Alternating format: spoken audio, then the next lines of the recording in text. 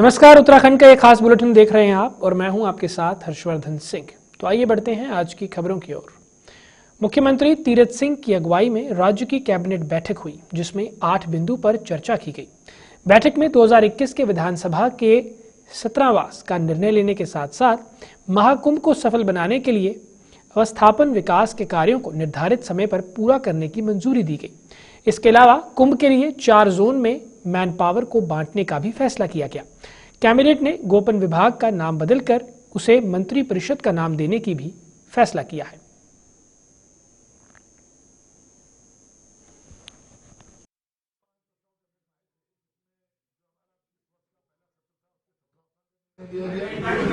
दूसरा, हरिद्वार में जो सॉलिड वेस्ट मैनेजमेंट का जो हमारा काम चल रहा है, उसको पूर्व में 2 पैकेज उसमें किए गए थे। एक मैन पावर का था और एक ट्रांसपोर्टेशन और कलेक्शन का था।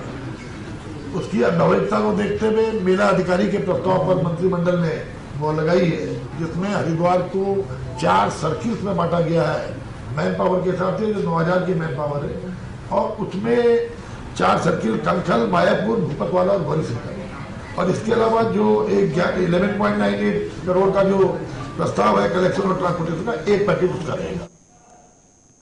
मुख्यमंत्री के महिलाओं के पहनावे को लेकर दिए गए बयान पर अब कैबिनेट मंत्री गणेश जोशी भी बचाव करते हुए नजर आ रहे हैं। गणेश जोशी ने मीडिया से रूबरू होते हुए कहा कि मुख्यमंत्री ने जो बयान दिया है वह गलत नहीं है। विपक्ष के पास कोई मुद्दा नहीं है, इसलिए वह तिल का ताड़ बनाने में तुले हुए हैं। आदमी की सोच सही होनी चाहिए, पहनावे से कुछ नहीं होता। उन्होंने कहा कि जब मीडिया को कुछ नहीं मिलेगा तो वो कुछ ना कुछ तो दिखाएंगे। आपको बताते चले कि समाज सेवी प्रशांत भूषण ने एक ट्वीट करते हुए कैबिनेट मंत्री गणेश जोशी का वीडियो वायरल किया है, जिसमें गणेश जोशी कह रहे हैं कि महिलाओं को घर में रहना चाहिए। प्रशांत भूषण ने इस ट्वीट पर सफाई देते हुए गणेश जोशी ने कहा कि प्रशांत भूषण क्या कह रहे हैं ये जानना है, लेकिन मैं कि बच्चों को घर से अकेले नहीं छोड़ना चाहिए। प्रशांत भूषण हर जगह फेल ही हो रहे हैं, इसलिए सुर्खियों में रहने का प्रयास कर रहे हैं। अब जब विपक्ष के बाद मुद्दा नहीं होता तो कुछ ना कुछ घूमता रहता है। मैं तो परसों एक जीन्स के शोरूम का उद्घाटन किया, लिवाइस का, आपने देखा होगा। तो मेरी बेटी भाजपा की राष्ट्रीय प्रवक्ता है, वो भी जीन्स पहनती है। तो उसमें आदमी का मन, आदमी की सोच ठीक होनी चाहिए, और पहनावे से कोई फर्क नहीं पड़ता। लगता नहीं सर कि ये मामला नेशनल मीडिया पे? नहीं, देखिए, अब नेशनल मीडिया पे जब कुछ नहीं मिलेगा, अब वो तीरथ सिंह रावत के खिलाफ और कुछ तो कह नहीं सकते। उनकी ईमानदारी पर, उनके चरित्र पर, उनकी सादगी पर, उनकी सरलता पर। अब गलती से एक बिंदु कहीं मिल गया, उनका मंशा ऐसा नहीं थी, तो कुछ दिनों का रोजगार उनको मिल गया, अपना को काम कर रहे हैं। कहाँ अब प्रशांत भूषण जी अब क्या कहते हैं, बेचारे कई जगह बहुत ट्राई कर लिया, उन्होंने फेल हो जाते हैं। मैंने ये कहा है, क्योंकि फौजी आदमी झूठ नहीं बोलता, मैंने ये कहा है कि माता पिता को, बच्चों को, सिर्फ मैंने ये नहीं कहा, मैंने दोनों को कहा है, माता पिता को बच्चों को समझ। बच्चा जब अकेला रहता है घर पर, अब बच्चा अकेला घर पे है, वो टीवी देख रहा है, तो टीवी के अंदर अगर वो लगातार, मैं एक मैगजीन में पढ़ रहा था कि अमेरिका के अंदर जब एक बच्चा 10th क्लास तक पहुंचता है तो 10,000 घंटे वो टीवी देख चुका होता है। और टीवी में जब वो शराब के विज्ञापन देखेगा कि आप शराब पी रहे हैं, तो शराब पिएगा वो। इसलिए मैंने कहा कि माता पिता को बच्चों को थोड़ा सा समय देना चाहिए। वहीं इस मामले में मुख्यमंत्री की धर्मपत्नी रश्मि त्यागी रावत ने मीडिया से रूबरू होकर मुख्यमंत्री के बयान पर सफाई दी है। उन्होंने कहा कि लोगों की सोच संकीर्ण है, जिस पर उन्हें अफसोस है। मुख्यमंत्री ने महिला और युवाओं के लिए कुछ भी अभद्र नहीं कहा। उन्होंने केवल आज की संस्कृति को लेकर अपनी विचारधारा लोगों के सामने व्यक्त की थी। उत्तराखंड देवभूमि के नाम से जाना जाता है और यहाँ पर नारी को पूजनीय माना जाता है। उसी परिप्रेक्ष्य में मुख्यमंत्री ने केवल एक संस्कृति को बचाने के लिए ये वक्तव्य दिया, जिसको लेकर इतना बवाल किया जा रहा है। ऐसा है, बाल आयोग का एक कार्यक्रम था, हमारी युवा शक्ति वहाँ थी, हमारे बच्चे वहाँ थे, और माननीय मुख्यमंत्री जी ने केवल उनको ये संदेश देना चाहा कि देखिए हमारी भारतीयता जो है वो हमारी धरोहर है, हमारे संस्कार हमारे धरोहर हैं और हमारी पीढ़ी को, आने वाली पीढ़ी को उन संस्कारों को आगे बढ़ाना है और आपके कंधों पर ये जिम्मेदारी है। तो उन्होंने क्या बुरा कह दिया? आप किसी कार्यक्रम में जाएं तो यही तो अपनी युवा पीढ़ी को संदेश देंगे कि आप हमारे जैसे हम लोगों ने संभाला है, ऐसे ही अब आपके कंधों पर जिम्मेदारी है। ऐसे कपड़े आप पहनिए, ऐसे वेशभूषा आप धारण करें जो आपको शोभा आपकी बढ़ाए और थोड़ा सा समाज में अच्छा संदेश दे। तो हम अपनी पीढ़ी को ये नहीं बताएंगे तो कौन बताएगा? अगर हम अपने भारत की चिंतन, आध्यात्मवाद, उसकी चर्चा नहीं करेंगे तो कौन करेगा? तो ये तो हमारा कर्तव्य बनता है और उन्होंने अपने कर्तव्य का परिपालन किया है। मैं सोचती हूँ मुझे बड़ा गर्व है कि आज उन्होंने संस्कारों की बात की है और करनी चाहिए, क्योंकि वो आज हमारे राज्य जो देवभूमि है, जहाँ पे नारी की पूजा की जाती है, वो स्वयं नारी को इतना सम्मान देते हैं, इतने एक तरीके से वो आंदोलनकारी रहे हैं। हमारा जो उत्तराखंड बना है वो नारियों के कारण बना है। तो आप कैसे कह सकते हैं कि उन्होंने नारी के लिए कुछ गलत अपशब्द कह दिए? क्या वो संस्कारों की बात ना करें? सचिवालय में हुई मंत्रिमंडल की बैठक में कोटद्वार में बनने वाले मेडिकल कॉलेज को 1 करोड़ की धनराशि टोकन मनी के रूप में स्वीकृत करने से संपूर्ण पर्वतीय क्षेत्रों के साथ साथ पूरे पौड़ी जनपद और कोटाद्वार वासियों में खुशी की लहर देखने को मिली है। पौड़ी और कोटाद्वार वासी काफी लंबे समय से इस मेडिकल कॉलेज की राह देख रहे थे। वन मंत्री डॉक्टर हरक सिंह रावत के अथक प्रयासों से आज पौड़ी और कोटाद्वार वासियों को ये सपना उनका साकार हो पाया है। मंत्री डॉक्टर हरक सिंह रावत ने अपनी तथा संपूर्ण क्षेत्रवासियों की ओर से मुख्यमंत्री तीरथ सिंह रावत का आभार व्यक्त किया है।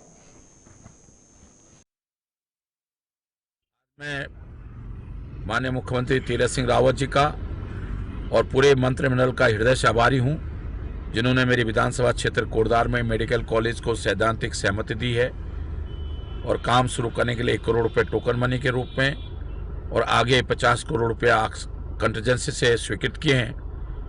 ये पूरे पौड़ी जनपद और बिजनौर जनपद के लिए स्वास्थ्य सुविधाओं के दृष्टिकोण से एक ऐतिहासिक निर्णय है और इसके लिए मैं माननीय मोदी जी, अमित शाह जी, भारत सरकार का भी बहुत हृदय से आभारी हूँ कि माननीय नड्डा जी का बहुत हृदय से आभारी हूँ कि प्रदेश की तीरथ सिंह रावत की पहली कैबिनेट में जिस तरह स्वास्थ्य कोटद्वार और पौड़ी जनपद की स्वास्थ्य सेवाओं के लिए, बेहतर स्वास्थ्य सेवाओं के लिए मेडिकल कॉलेज स्वीकृत किया गया है। ये निश्चित रूप से इसके लिए मैं केंद्र नेतृत्व का, तीरथ सिंह रावत जी का और पूरे मंत्रिमंडल का पुनः कोटद्वार और पौड़ी जनपद की महान जनता की ओर से धन्यवाद दे रहा हूँ। लंडौरा पहुंचे शहरी विकास मंत्री बंसीधर भगत ने कार्यकर्ताओं को भगवान बताते हुए अधिकारियों को चेताया है। उन्होंने कहा कि अधिकारी भाजपा के कार्यकर्ताओं को सम्मान दें और उनके द्वारा बताए गए कार्य को करें और अगर उनका नाम नहीं होता तो अधिकार इसका न होने का भी कार्यकर्ता के कारण बताएं। ये बात शहरी विकास मंत्री बंसीधर भगत ने अपनी रुड़की के लंडौरा दौरे के दौरान पत्रकारों को संबोधित करते हुए कही। आपको बता दें कि रुड़की की खानपुर विधानसभा से विधायक कुंवर प्रणव सिंह चैंपियन के रुड़की के लंडौरा में स्थित आवास पर आयोजित एक कार्यक्रम में शहरी विकास मंत्री भाग लेने पहुंचे थे।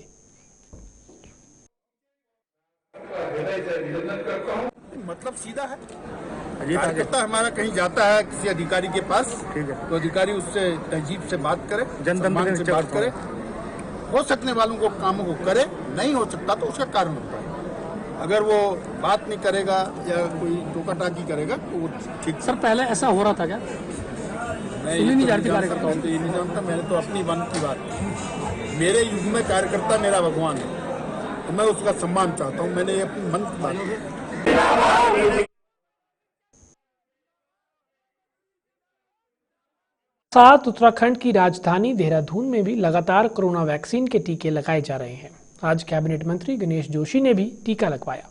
इस मौके पर उन्होंने देश के प्रधानमंत्री नरेंद्र मोदी का धन्यवाद देते हुए कहा कि जिस प्रकार भारत में कोरोना वैक्सीन का टीका लगाया जा रहा है और भारत पहला ऐसा देश है जिसने ये वैक्सीन बनाई है।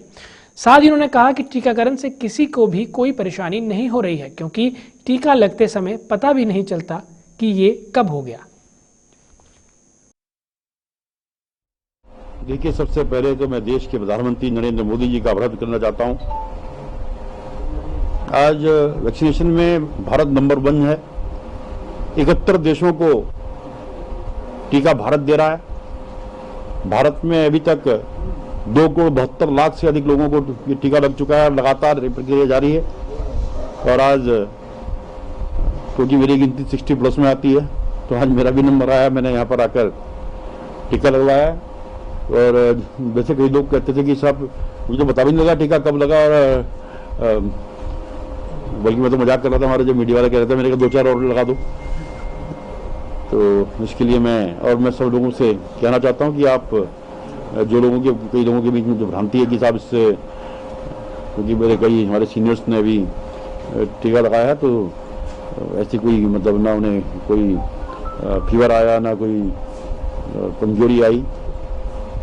तो इस लड़ाई में जो है जहां आपने लॉकडाउन में दूसरे रूप से सहयोग किया और यहाँ पर अपना वैक्सीनेशन कराकर उन्हें तो सुरक्षित रखिएगा और आप सुरक्षित रहेंगे तो देश भी सुरक्षित रहेगा। अन्य राज्यों में बढ़ते कोरोना के मामलों को देखते हुए उत्तराखंड की राजधानी देहरादून के दून मेडिकल के डॉक्टरों ने भी कमर कस ली है। दून मेडिकल कॉलेज के प्राचार्य डॉक्टर आशुतोष स्याना का कहना है कि जिस तरह से अन्य राज्यों में कोरोना के मामले बढ़ रहे हैं वो एक चिंता का विषय है। यदि आने वाले समय में उत्तराखंड में ऐसी परिस्थिति बनती है तो उसके लिए अभी से वो तैयार है। उन्होंने कहा कि अस्पताल प्रशासन हर परिस्थिति से निपटने के लिए तैयार है। डॉक्टर आशुतोष स्याना ने कहा कि कोरोना काल के लिए जिन संविदा कर्मियों को रखा गया था उनकी समय सीमा भी बढ़ाई गई है और अब किसी भी संविदा कर्मी को नहीं हटाया जाएगा।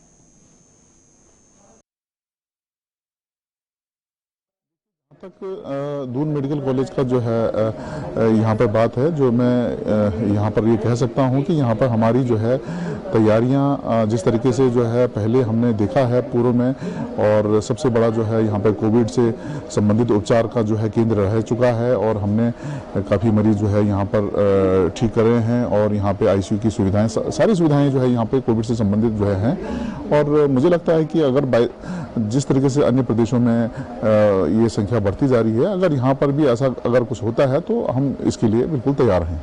नहीं, ऐसा कुछ नहीं है। अभी कोई भी किसी को भी हटाया नहीं गया है और उनकी जो है संविदा की अवधि जो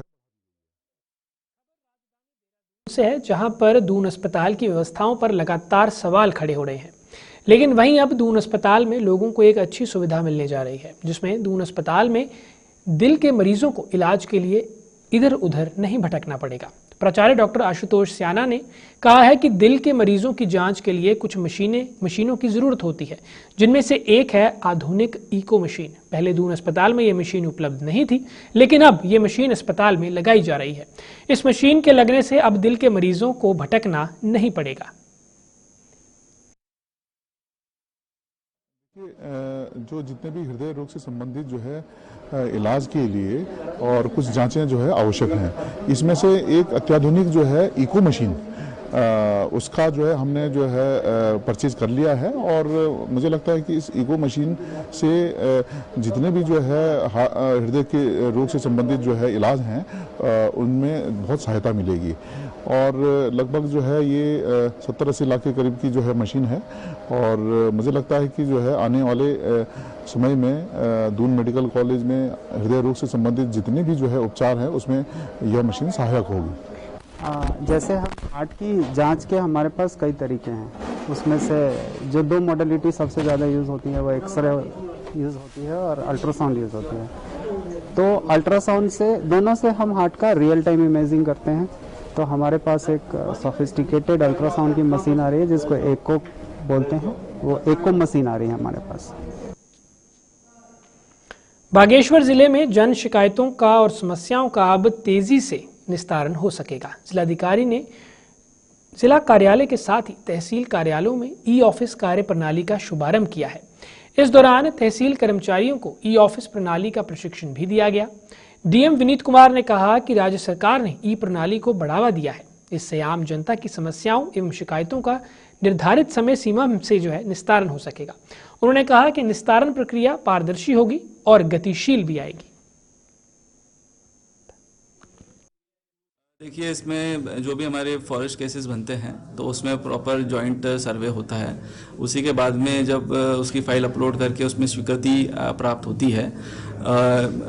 इसमें पहले जो पूर्व में जैसा मुझे बताया गया है कि इसमें कोर्ट केसेस वगैरह भी हुए हैं, लेकिन वहाँ से भी उसका निस्तारण सबका हो चुका है। उसी के बाद में ही रोड का कार्य प्रारंभ किया गया है। इससे पहले सेरी वन पंचायत में भी इश्यूज़ थे, लेकिन वहाँ पे वो सारे इश्यूज़ रिजॉल्व कर दिए गए हैं। वहाँ पे ऑलरेडी कार्य हो चुका है। लेकिन अब जैसा जाखनी वन पंचायत में भी बताया जा रहा है कि किस तरीके के इश्यूज़ हैं, तो उनसे भी वार्ता करके इसका भी निस्तारण करवाया जाएगा और इंश्योर करवाया जाएगा कि जो रोड है, जो एक विकास का कार्य है, वो जल्द से जल्द। दून में एक अजीबोगरीब मामला सामने आया है। एक युवती ने खुद को नाबालिग बताते हुए 14 साल 7 महीने के किशोर पर दुष्कर्म का आरोप लगा दिया था। युवती ने शादी का झांसा देने की बात कहकर कोतवाली में मुकदमा दर्ज कराया था। पुलिस ने जांच की तो मामला उल्टा सामने आया। युवती के आरोप झूठे निकले। पुलिस ने पॉक्सो एक्ट में मामला दर्ज कर युवती को जेल भेज दिया है। दरअसल युवती की शिकायत पर पुलिस ने बीते 29 दिसंबर को मुकदमा दर्ज कर जांच शुरू की थी। विवेचना के दौरान पुलिस को पता चला कि युवती की आयु 22 वर्ष है, जबकि आरोपित की आयु जन्म प्रमाण पत्र के अनुसार 14 वर्ष 7 महीने की है।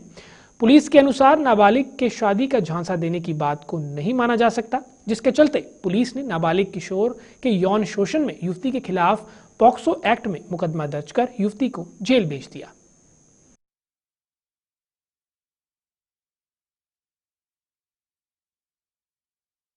आपको बता रहा हूँ कि जांच में यह पाया गया कि लड़का नाबालिग है। घटना के समय वो नाबालिग था और जो पॉक्सो एक्ट है वो जेंडर न्यूट्रल है। वो पुरुष और महिला में भेद नहीं करता है।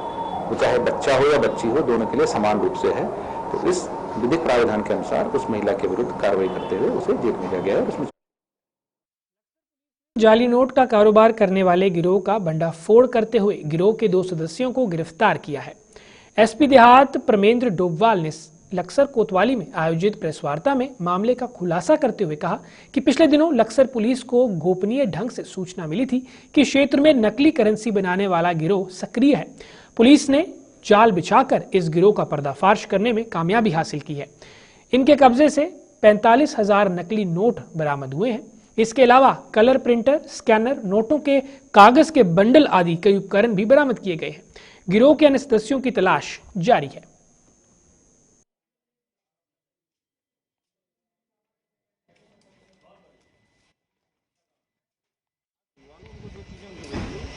नकली नोट जो छापने का लगातार एक सूचना हमारे थाना स्तर पर प्राप्त हो रही थी, तो इसमें सीओ लक्सर और इंस्पेक्टर लक्सर के द्वारा इसमें एक टीम गठित की गई थी, जिसमें ये बात बार बार आ रही थी कि कुछ नकली नोट बाजार में प्रचलन में आ रहे हैं।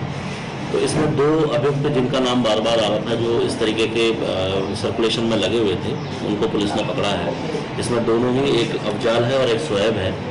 इन्होंने अपने ही एक प्रिंटर और पूरा लैपटॉप और पूरे एक व्यवस्था करके इसमें A4 साइज के कागज में नोट छापने का एक काम कर रहे थे। तो इनके पास से करीब 45,000 रुपए के आसपास के हमारे नकली नोट मिले हैं, जो 200 के हैं।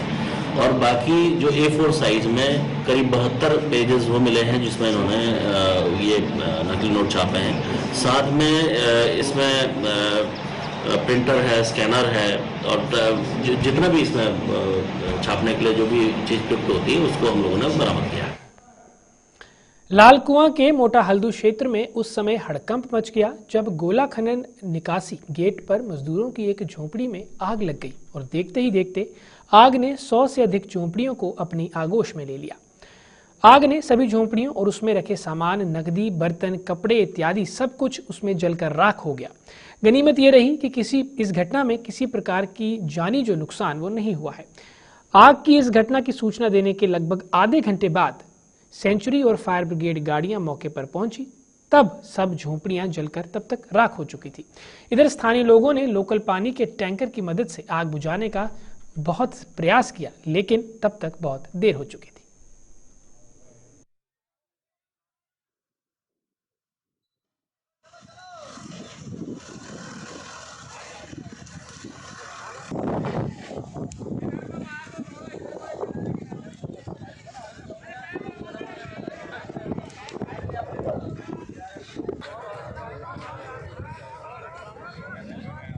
लगने की जैसे ही सूचना प्राप्त हुई यहाँ पर, तुरंत हम लोगों ने अपनी फायर ब्रिगेड को बताया और सेंचुरी पेपर मिल की फायर ब्रिगेड को भी हमने मौके पर बुलाया। दोनों फायर ब्रिगेड मौके पर आ गई हैं।